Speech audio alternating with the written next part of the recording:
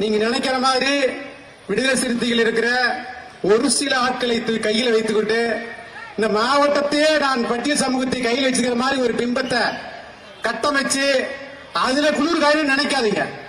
நேரடியா வாங்க, நேரடியா மோதுங்க, நேரடியா பேசுங்க.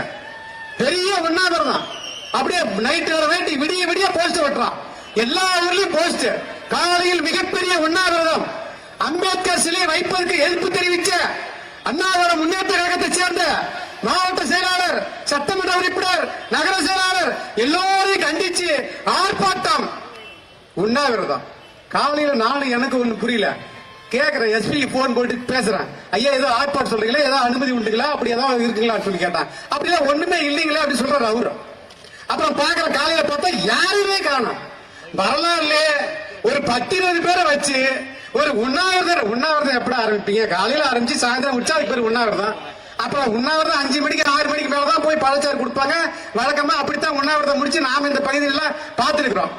ஆனா 1 மணி நேரத்துல உண்ணாவிரதம். ஏன்னா தலைவர் அந்த வழிதானே.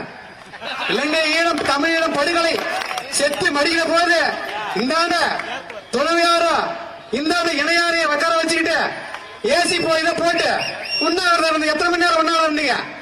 அதே போலதான் ஒண்ணுமே இல்ல. தலைவர் நேரடியா வர்றாரு மாவட்டத்துடைய, அப்படியே சிம்ம சொப்புன்னு அவரு வர நாள் வருகிற நாள் வரையில உனக்கு பாடத்தை கற்பிப்போம்.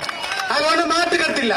அவர் வர்றாரு அப்படியே, நீங்கள் ஒன்னும் பிரச்சனை இல்லையே, உங்க பேரையும் போட்டுக்கலாம், எங்க பேரையும் போட்டுக்கலாம்.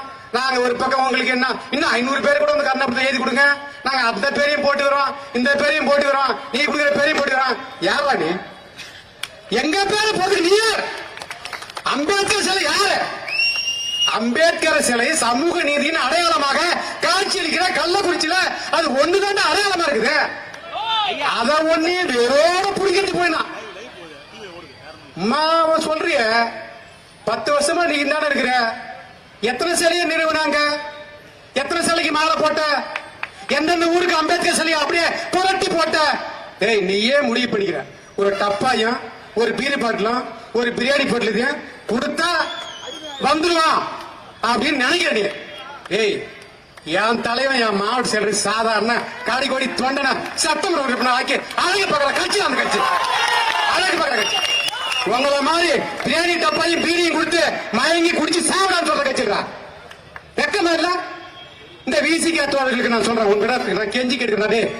68 பேர் செத்தான், 68 பேர் சாராயம் குடிச்சு வரலாறுல, இந்திய வரலாறுல, உலக வரலாறுல சாராயம் குடிச்சு செத்தத வரலாறே கிடையாதுடா.